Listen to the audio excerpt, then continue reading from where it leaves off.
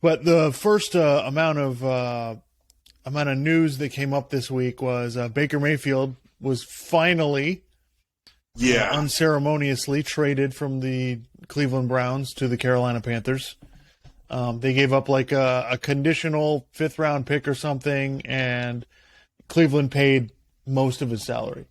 Right. So not only did Baker had to take a little bit of a pay cut, which they basically turned into incentives. So it's basically a pay cut. And then, Cleveland basically had to pay most of his salary for him to go away. So, my first take is, it's just, it's amazing how much of a failure the Cleveland Browns are. That, this is the situation that they've put themselves in because they had to go all in to get Deshaun Watson. But it's a very, I've been saying the whole time, like, he'll get traded as soon as somebody wants to pick up most of his salary, or Cleveland wants to pick up most of his salary. And that's exactly what happened. As soon as they figured out the money, that's what happened.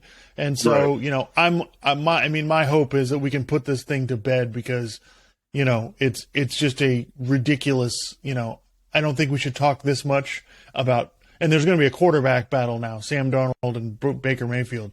And it's like, we're going to really spend all this time talking about two guys that really aren't any good. Yeah. It's, there's not much to talk. Colin has been talking about Baker Mayfield for years when there really wasn't any reason to talk about him. Other than he says different stuff, and it's just like, it's just red meat he can just, dig into whenever he wants. But, he's not that good. Like, like, when I listen to Nick Wright talk about it, and I'm just like, people will blow up the fact that he won one playoff game. And it's like, okay, he won a playoff game, but there's plenty of guys who won a playoff game. It doesn't mean that they're like an elite quarterback. And Baker Mayfield throws a ton of interceptions. Okay? And so we're going this nuts over a guy who basically had one good year. Right. And he was he had a good year on a team that had a really good offense. They had a lot of talent on offense. So right. Yeah, it's I don't see how this first of all, Carolina's not a good team. Yeah, so no. I don't see how this change. It's not going to dramatically change anybody's fortune. This is a coaching staff that's trying to keep their jobs. Yep. So they've basically made the move for this guy. And is he better than Sam Darnold? I don't know. You could make the argument that he is, but it really doesn't matter.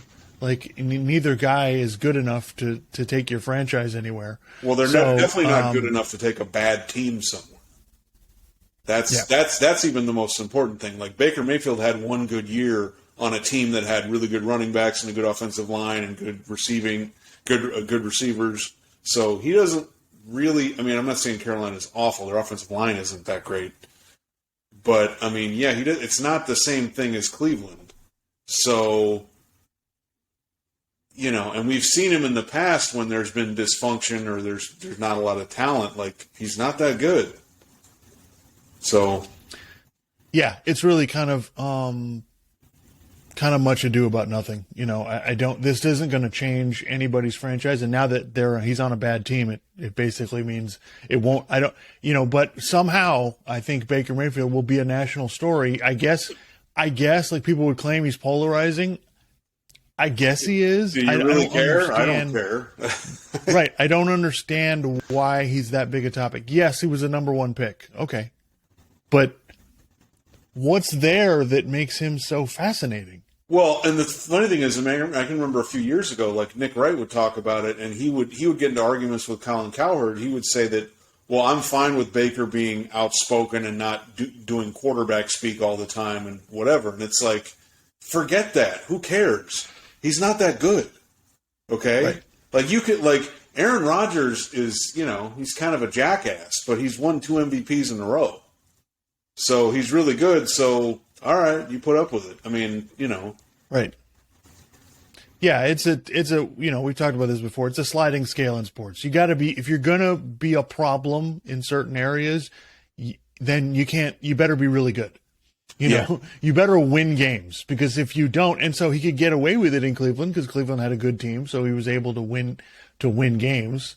Right. But I guess the bigger issue is honestly is what Cleveland's going to do with this, and how this is starting to look like one of, could be one of the most disastrous trades in the history of sports, because of not the Baker Mayfield part, but the Deshaun Watson part. That, you basically kicked Baker Mayfield out, which, okay, it's probably the right thing to do football wise, because Deshaun Right. Watson's a better player, and there's not really an argument for that. Deshaun Watson's been a better quarterback, period. So, but we'll see, because he's supposed to get the punishment, whatever it's going to be, is supposed to come down hopefully next week or something.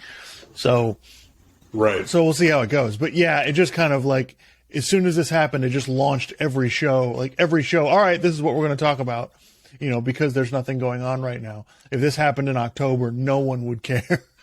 Yeah. Well, and to the shock of no one, Skip Bayless loves Baker Mayfield. I mean, he was on, I don't know which day it was, on Undisputed talking about it. And just, okay, look, when we're talking about NFL players and how they are in the NFL, I don't want to hear about what they did in college. It doesn't matter, But Skip Bayless starts, goes into like a 5-minute thing about, well, Baker Mayfield was a walk-on in college, and, he won the Heisman Trophy, and, oh, my God, he played against this team, and he was so good, and blah, blah, blah. It's like, fine, yeah, he was really good in college. He won the Heisman Trophy. Like, yeah, you got to be pretty damn good to win the Heisman Trophy, and you got to be pretty good to walk on at Oklahoma. But, then he's starting with the NFL stuff. He goes, oh, well, he won 7 games in his first year. And it's like, yeah, and he threw a bunch of interceptions. And he wasn't like, and then Shannon Sharp was saying, well, he couldn't make things work with Odell Beckham and Odell Beckham Jr. And, of course, Skip Bayless blames Odell Beckham Jr. for that. He doesn't blame Baker Mayfield, which is just hilarious to me how he basically picks favorites and then he'll make every excuse in the book for someone he really likes, but he won't make for someone he doesn't like. He won't make any excuses for them ever on anything, Right. So I just that's of course he likes Baker Mayfield. Of course he likes Of course he likes Tebow. Of course he likes. I'm kind of surprised he likes Tom Brady. I feel like if you wanted to, you could make an argument You could make an argument that Brady's had some good fortune in a lot of ways. But whatever. He's got his favorites, and it's a clown show. He's doing what he does, but it's just like, right. I get more annoyed with Colin Cowherd talking about Baker Mayfield so much, and Nick Wright seeming to defend it. Like, what are we talking about here? He's not that good. Right. I know we've said that about 15 times by now, but it's like, Yeah, it's amazing how much play he gets, for not being a really good player. It's just kind of like, it'd be like if we came on here and started talking about Patrick Beverly for 30 minutes when we're breaking down a basketball series. It's like, what are we talking about? Yeah. It's just, yeah,